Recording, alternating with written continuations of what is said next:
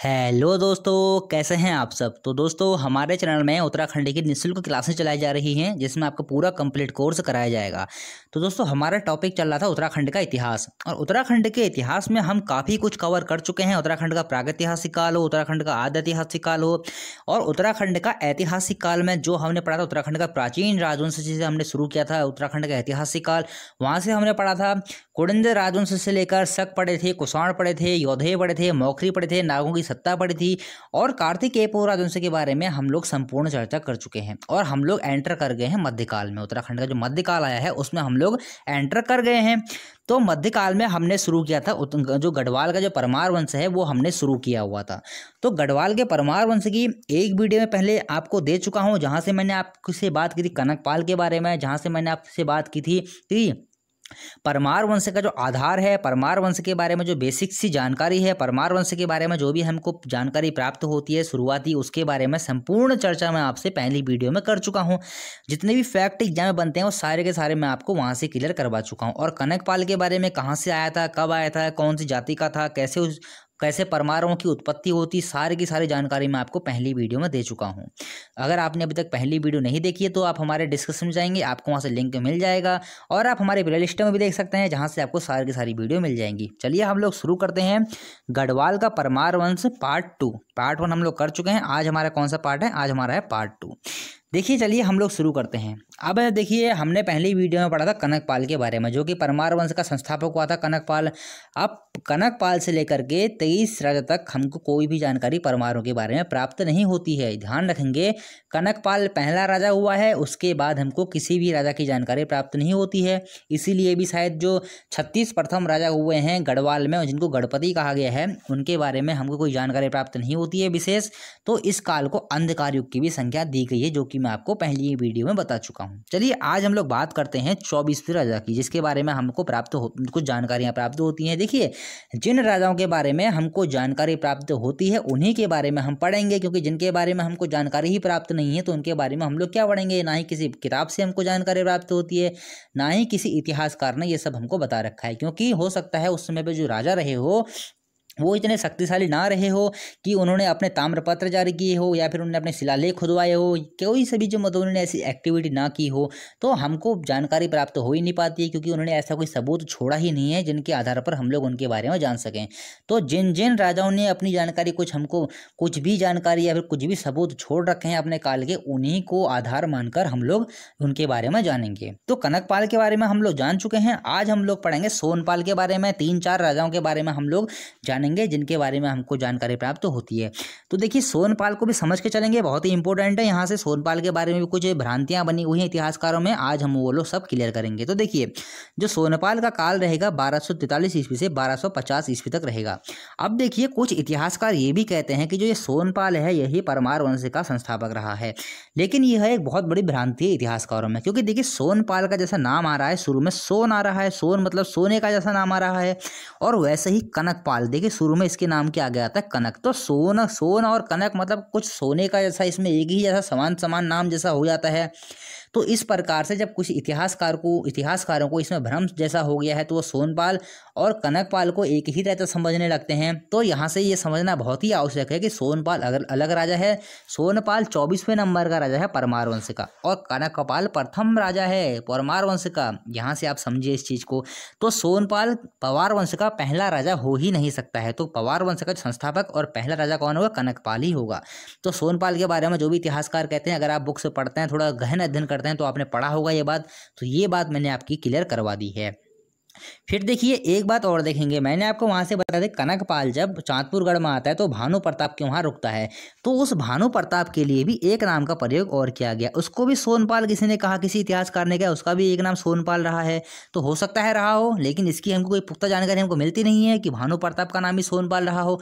कोई उस सोनपाल है उसका जो संबंध इसी से लगाते हैं, इससे तो बिल्कुल भी साबित नहीं हो सकता है, क्योंकि यह 24वां राजा है और कनकपाल प्रथम राजा था।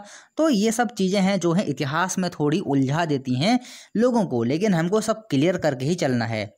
सोनपाल होगा 24वां राजा, कनकपाल होगा प्रथम राजा। चलिए ठीक है।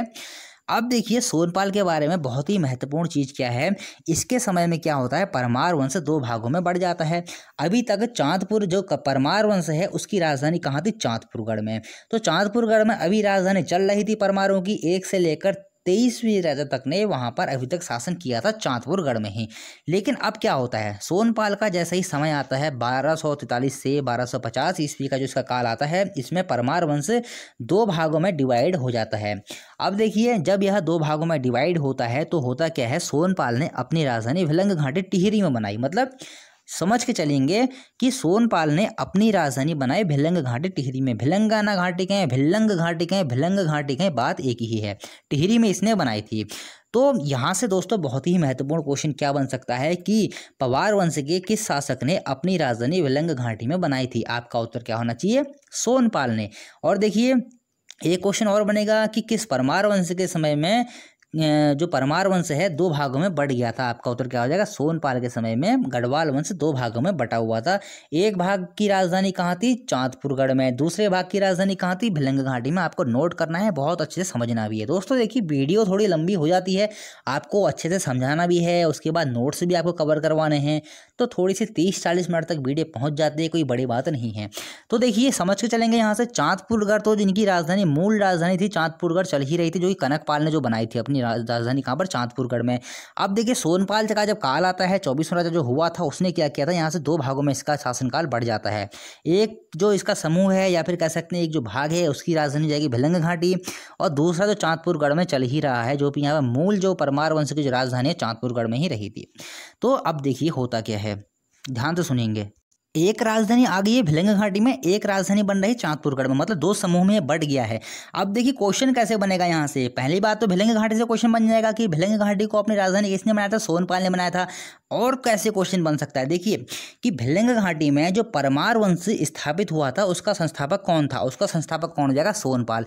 देखिए कार्तिकेय पुराण, देखिए जो हमारा परमार वंश है उसका संस्थापक तो कनकपाल ही रहेगा। लेकिन भिलंग घाटी की अगर हम लोग बात करें, भिलंग घाटी में परमार वंश किसने स्थापित किया था, तो आपका उत्तर क्या हो जाएगा, सोनपाल ने। इसी सोनपाल ने ही अपनी राजधानी भिलंग घाटी में स्थापित की थी। बहुत ही महत्वपूर्ण क्वेश्चन है दोस्तों आने वाले एग्जाम के लिए, आप समझ गए होंगे बहुत ही अच्छे से, और बहुत ही सरल भाषा में आपको ये सब बातें समझा रहा हूँ। और देखिए भिलंग घाटी के सभी राजाओं को सोनवंशी राजा कहा गया, मतलब कि जो सोनपाल के बाद जो भी राजाओं ने यहाँ पर भिलंग घाटी में राज किया था उन सभी राजाओं को सोनवंशी राजा कहा गया है। और देखिए सोनवंशी क्यों कहा गया है, इस सोनपाल के नाम पर भी शुरुआती इसके दो अक्षर ले लिए होंगे, तो सोनवंशी नाम से ही इन राजाओं को जाना जाता है। क्वेश्चन ऐसे ही बन सकता है दोस्तों, परमार वंश में जो सोनवंशी राजा रहे थे उन्होंने कहाँ पर राज किया था, आपका उत्तर क्या हो जाएगा, भिलंग घाटी में। तो जितनी भी संभावनाएं बनती हैं एग्जाम में क्वेश्चन आने की, आपके सारे के सारे क्लियर करवा देता हूँ। चलिए अब अगर हम बात करें कि भिलंग घाटी में कितने राजाओं ने राज किया होगा, देखिए परमार वंश के 24वें राजा से लेकर के 32वें राजा तक, मतलब कुल मिला के अगर हम बात करें 7 से 8 पीढ़ी तक यहाँ पर भिलंग घाटी में परमार वंश के शासकों ने राज किया था। अगर हम बात करें कुल मिला के लगभग रहे होंगे यहाँ पर 7 से 8 राजाओं ने यहाँ पर अपना राज किया था। उसके बाद कहते हैं कि जो ये भिलंग घाटी में जो परमार वंश चल रहा था बाद में चांदपुरगढ़ में ही मिल गया था, इसी के अधीन पर आ गया था। मतलब कुछ समय के लिए यहाँ पर शासन रहा था, 100-200 वर्षों के लिए भिलंग घाटी में भी चांदपुरगढ़ के परमारों का जो गढ़वाल के परमार वंश है उनका जो शासन भिलंग घाटी में भी रहा था, आपको याद रखना है। और देखिए सोनपाल के नाम से ही इसकी राजधानी को सोनी भिलंग भी कहा जाता है, मतलब जो सोनपाल है इसके नाम से ही इस भिलंग घाटी को सोनी भिलंग भी कहा जाता है। ये आज भी इसको इस नाम से पुकारा जाता है, ध्यान रखेंगे। तो भिलंग घाटी से आप लोग समझ गए होंगे, यहाँ से बहुत ही इंपॉर्टेंट है, आने वाले एग्जाम में आपको ये क्वेश्चन देखने को जरूर ही मिलेगा। चलिए ठीक है, हम लोग अब आगे बढ़ते हैं आगे। तो सोनपाल के बारे में थोड़ी सी जानकारी हम लोग और लेते हैं। आपको क्या लगता है जब सोनपाल ने अपनी राजधानी भिलंग घाटी में बनाई होगी तो उसने इतनी आसानी से वहाँ अपनी राजधानी बना ली होगी, इतनी आसानी से वहाँ लोगों ने उसे राजधानी बनाने दी होगी? बिल्कुल भी नहीं। जब सोनपाल भिलंग घाटी में आया था इस समय यहाँ खस राजाओं का अधिकार था, मतलब जो खस राजा थे इसमें भिलंग घाटी में वो लोग अपना अधिकार चला रहे थे। तो सोनपाल ने खसों को हराकर पूरी भिलंग घाटी पर अपना अधिकार कर लिया था। तो बहुत ही इंपॉर्टेंट है, क्वेश्चन कैसे बनेगा हम लोग जान के चलते हैं कि जिस समय सोनपाल ने अपनी राजधानी भिलंग घाटी को बनाया था, उस समय भिलंग घाटी में किनका शासन चल रहा था? आपका उत्तर क्या हो जाएगा? खसों का शासन चल रहा था। तो ये रही थी कहानी सोनपाल के बारे में। फिर देखिए सोनपाल ने कुछ काम और किए थे। सोनपाल ने कुछ गणपतियों को भी जीता था और गंगोत्री जाने वाले मार्ग पर भी अपना अधिकार कर लिया था। जिस प्रकार से कनकपाल ने एक कोशिश की थी गढ़वाल के 52 गढ़ों को जीतने की, और उसी प्रकार सोनपाल ने भी कोशिश की होगी। तो इसने लेकिन सफल तो ना कनकपाल हो पाया ना सोनपाल हो पाया। इसने भी कुछ गणपतियों को जीता था और गंगोत्री जाने वाले मार्ग पर अपना अधिकार कर लिया था। और एक बात और सुनेंगे दोस्तों, जो चांदपुर गढ़ रहेगा गढ़वाल के 52 गढ़ों में से चांदपुर गढ़ जो है वो सबसे शक्तिशाली गढ़ रहा था। एग्जाम में पूछा जाता है कि गढ़वाल के 52 गढ़ों में से सर्वाधिक शक्तिशाली गढ़ कौन सा था? आपका उत्तर क्या हो जाएगा? चांदपुर गढ़। तो ये रही थी जानकारी सोनपाल के बारे में। अब हम लोग जानते हैं लखन देवपाल के बारे में जानकारी। देखिए जो ये लखन देवपाल है इसको लसण देव भी कहा जाता है, बहुत ही महत्वपूर्ण है। तो क्वेश्चन देखिए, नाम आपको याद रखने, लसण देव हो या फिर लखन देवपाल हो, नाम एक ही हैं। अब देखिए अगर हम बात करें इसके शासनकाल की, 1310 ईस्वी से लेकर 1333 ईस्वी तक इसका शासनकाल रहेगा। ठीक हो गया। अब अगर जो लखन देवपाल की अगर हम बात करते हैं, यह भी भिलंग घाटी का ही राजा रहेगा। ध्यान रखेंगे भिलंग घाटी, देखिए 2 शाखाएं चल रही है ना, चांदपुरगढ़ में, भिलंग घाटी में। तो लखन देवपाल कहाँ का, मतलब इसने किस तरफ शासन किया था? इसने किया था भिलंग घाटी में, चांदपुरगढ़ में नहीं, भिलंग घाटी में। 1310 ईस्वी से लेकर 1333 ईस्वी तक भिलंग घाटी में इसने शासन किया था।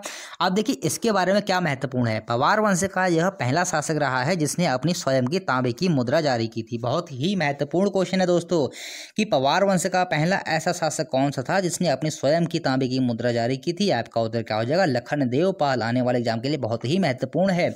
अगर हम बात करें इस मुद्रा की तो 1.5 सेंटीमीटर व्यास की यह मुद्रा रही थी, जिसके पूर्व भाग में हमको नागरी लिपि में लसण देव स्पष्ट लिखा हुआ प्राप्त होता है। अब देखिए एक बात यहाँ से और समझ के चलेंगे हम लोग।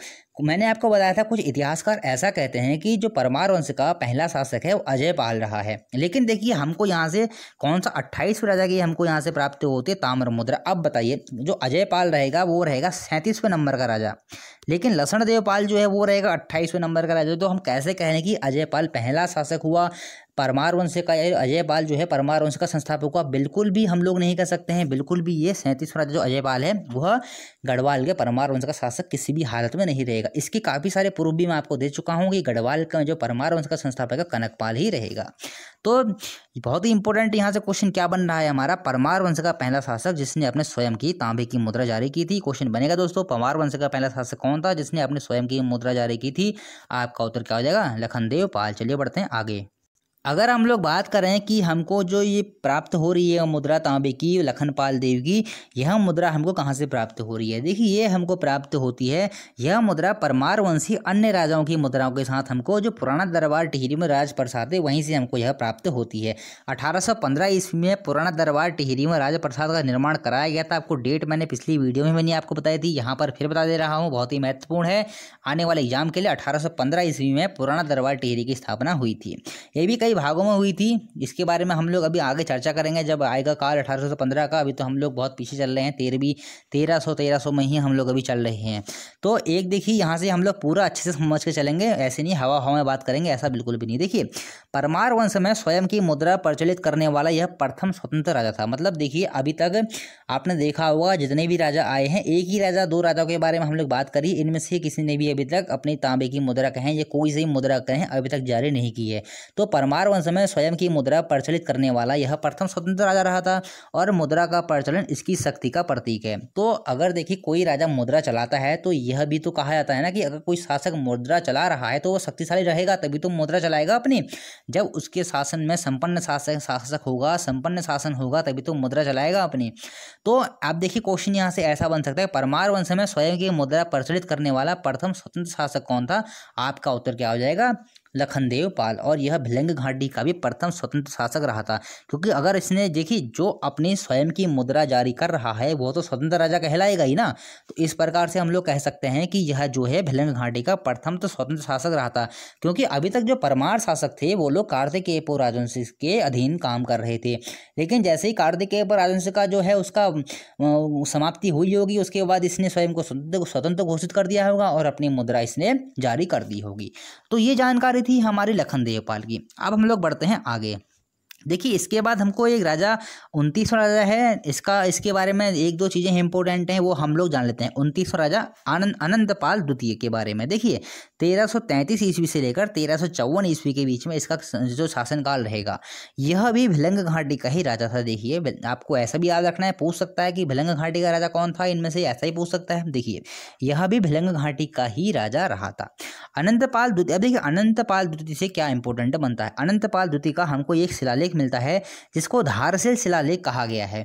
यह शिलालेख हमको मंदाकिनी घाटी चमोली से प्राप्त हुआ है। बहुत ही इंपॉर्टेंट है दोस्तों, एग्जाम में क्वेश्चन बनते हैं ऐसे शिलालेखों के बारे में, अभिलेखों के बारे में, मुद्राओं के बारे में। तो ये तो हमको एक मतलब बहुत ही कम चीज़ें प्राप्त हुई हैं।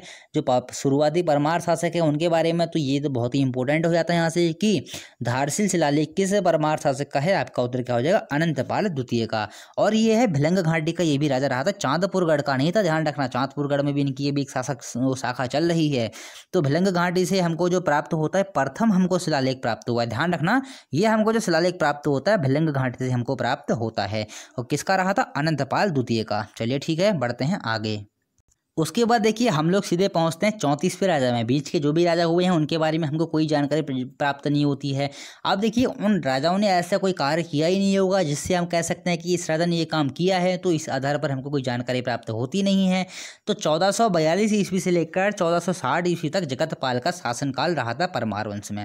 यह था आसल देव का उत्तराधिकारी। पूछ सकता है जगतपाल के बारे में कि यह किसका उत्तराधिकारी था। यह था आसल देव का उत्तराधिकारी था। अब इसके बारे में क्या महत्वपूर्ण जान लेते हैं। देखिए जगतपाल ने देवप्रयाग के रघुनाथ मंदिर में एक ताम्रपत्र दान में दिया था सन 1455 ईस्वी में। बहुत ही महत्वपूर्ण है। और देखिए क्वेश्चन कैसे बनेगा कि देवप्रयाग के रघुनाथ मंदिर में ताम्रपत्र दान किस परमार शासक ने दिया था। आपका उत्तर क्या हो जाएगा, जगतपाल ने। कब दिया था, 1455 ईस्वी में। ऐसा ही पूछ सकता है कि रघुनाथ मंदिर कहाँ है। आपका उत्तर क्या हो जाएगा, देवप्रयाग में। अब देखिए अगर हम बात करें इस ताम्रपत्र की, इस ताम्रपत्र से हमको और क्या जानकारी प्राप्त होती है। इस ताम्रपत्र में जगतपाल ने स्वयं को रजवार घोषित कर रखा है कि उस रजवार शब्द का मतलब क्या है, कोई प्रभुत्व संपन्न राजा के लिए शब्द प्रयुक्त होता है। तो इस पर आधार पर हम लोग कह सकते हैं कि जगतपाल ही प्रभुत्व संपन्न राजा रहा होगा, क्योंकि रजवार शब्द का अर्थ यही होता है प्रभुत्व संपन्न। यहाँ पर इस बात की चर्चा भी हमको प्राप्त होती है। तो जगतपाल प्रथम शासक है जिसका हमको ताम्रपत्र प्राप्त हुआ है। बहुत ही महत्वपूर्ण क्वेश्चन है दोस्तों कि प्रथम परमार शासक कौन है जिसका हमको ताम्रपत्र प्राप्त हुआ है। आपका उत्तर क्या हो जाएगा, जगतपाल। अभी तक हमको कोई भी ताम्रपत्र प्राप्त नहीं हुआ है। पहले हमको प्राप्त हुई ताम्र मुद्रा प्राप्त हुई थी, फिर हमको अनंतपाल द्वितीय का धारशिल शिलालेख प्राप्त हुआ था, लेकिन अभी तक हमको ताम्रपत्र प्राप्त नहीं हुआ है। तो इस प्रकार से जगतपाल पवार वंश का पहला शासक रहेगा जिसका कि हमको ताम्रपत्र प्राप्त होता है। 1455 ईस्वी इसमें डेट भी लिखी हुई है। तो बहुत ही महत्वपूर्ण क्वेश्चन है दोस्तों आने वाले एग्जाम के लिए। अब देखिए शिव प्रसाद डबराल की यहाँ पर कुछ अलग सी कहानी है। वो क्या कहते हैं, जगतपाल को परमार वंश का संस्थापक बताते हैं। मतलब हर इतिहासकार की अपनी अलग कहानी रही है। तो कैसे हो जाएंगे आप बताइए, जगतपाल किस आधार पर परमार वंश के पहले शासक हो जाएंगे, किस प्रकार वो संस्थापक हो जाएंगे। अभी तक मैं आपको अनंतपाल द्वितीय के बारे में बता चुका हूँ, अभी तक मैं आपको लखनदेव पाल के बारे में बता चुका हूँ। किसी ने ताम्र मुद्रा जारी की है, किसी ने शिलालेख जारी किए हुए हैं। अगर पहला शासक जगतपाल रहेगा तो इसके पहले वाले शासकों का क्या होगा, वो लोग कहाँ जाएंगे। तो इस आधार पर भी इनका जो कथन है बिल्कुल ही मतलब कह सकते हैं इसको हम लोग नकार देते हैं। इसमें कोई भी सच्चाई हमको नज़र नहीं आती है, लेकिन आपको जाननी जरूरी थी क्योंकि मैं चाहता हूँ आप लोग जानें इन चीज़ों को कि कौन सा इतिहासकार क्या कहता है। चलिए ठीक हो गया। धारशिल शिलालेख और जगतपाल के ताम्रपत्र से हमको पता चल जाता है कि कनकपाल ही परमार वंश का संस्थापक रहेगा। अजयपाल भी नहीं रहेगा, ना ही रहेगा कौन सा, ना ही रहेगा जगतपाल, जो कि शिव प्रसाद डबराल हमारे कहते हैं। तो हम लोग अजयपाल को भी यहाँ से नकार देंगे, जगतपाल को भी हम लोग नकार देंगे, सोनपाल को भी हम लोग नकार देंगे। और जो हम लोग बात करेंगे कनकपाल की, क्योंकि धारशिल शिलालेख हमको प्राप्त हो रहा है, जगतपाल का ताम्रपत्र हमको प्राप्त हो रहा है, तो इनके आधार पर हम लोग कह देंगे कि जो प्रथम परमार शासक रहेगा वो रहेगा कनकपाल ही। तो ये बातें रही थी जगतपाल के बारे में। चलिए हम लोग बढ़ते हैं आगे। फिर देखिए 35वां राजा हमको प्राप्त होता है जितपाल। कौन सा, 35वां राजा हमको प्राप्त होता है जितपाल। और 36वां राजा जो हो रहा था वो रहा था आनंदपाल द्वितीय। तो ये 36 राजाओं की हमने बात की। अभी एक राजा की बात मैं आपसे और करूंगा, आनंदपाल द्वितीय की। इसको मैंने लास्ट में क्यों लिखा है ये भी मैं आपको बताऊंगा, क्योंकि रहा तो 18वां राजा था ये, लेकिन इसके बारे में थोड़ा सा महत्वपूर्ण है, वो हम लोग जान के चलेंगे। देखिए जितपाल जो है वो रहेगा 35वां राजा, आनंदपाल द्वितीय जो है वो रहेगा 36वां राजा। अब देखिए यहाँ तक मैंने आपको पहली वीडियो में क्या बताया था, 1 से लेकर 36 तक जो राजा हुए हैं उनको इनको गणपति कहा गया है। इनके शासन को कोई कहता है अंधकार युग कहता है, कोई कहता है काल्पनिक राजा इनको कहा गया है। तो यहाँ तक देखिए आज हमने 36 राजाओं की कहानी खत्म कर दी। उन 36 राजाओं में हमको 4-5 राजाओं के बारे में ही जानकारी प्राप्त हुई है। इतनी ही जानकारी प्राप्त होती, कोई सी भी आप बुक पढ़ लीजिए, कुछ भी पढ़ लीजिए, आपको इससे ज़्यादा कुछ भी पढ़ने को नहीं मिलेगा। क्योंकि मैं खुद 4 या 5 बुक्स का यूज कर रहा हूँ मैं खुद इन नोट्स को बनाने में, तो मुझे भी कोई सी भी इससे ज़्यादा कोई जानकारी प्राप्त हुई नहीं है। जितनी जानकारी आपको मतलब प्राप्त हुई है मुझे, वो सारी की सारी मैंने आपके सामने रख दी है। तो देखिए 36वां राजा हमारा आनंदपाल द्वितीय रहेगा। गणपतियों का शासन यहाँ से समाप्त हो जाएगा। इसके बाद जो 37वां राजा हमको आएगा जो हमारा, वो आता है कौन? वो आता है अजयपाल।